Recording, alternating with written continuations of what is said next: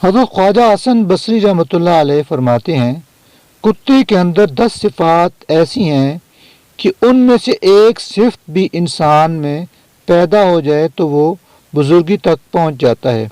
Number 1، کتے کے اندر قناعت ہوتی ہے، جو مل جائے اسی پر قناعت کر لیتا ہے، راضی ہو جاتا ہے۔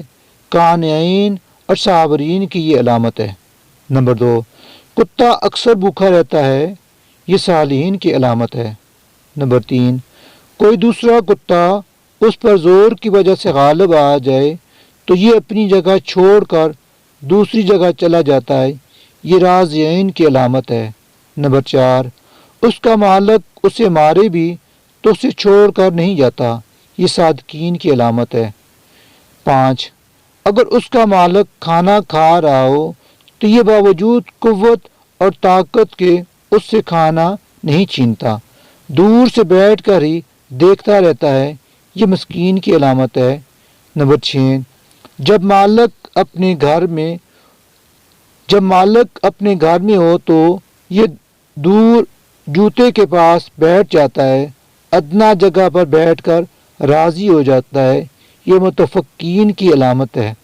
نمبر 7، اگر اس کا مالک اسے مارے اور یہ تھوڑی دیر کے لیے چلا جائے، پھر مالک اسے دوبارہ ٹکڑا ڈال دے تو یہ دوبارہ آ کر کھا لیتا ہے، ناراض نہیں ہوتا، یہ خاشعین کی علامت ہے۔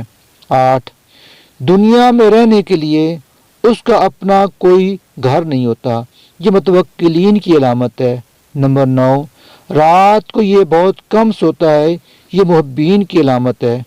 10، جب مرتا ہے تو اس کی کوئی میراث نہیں ہوتی، یہ زاہدین کی علامت ہے۔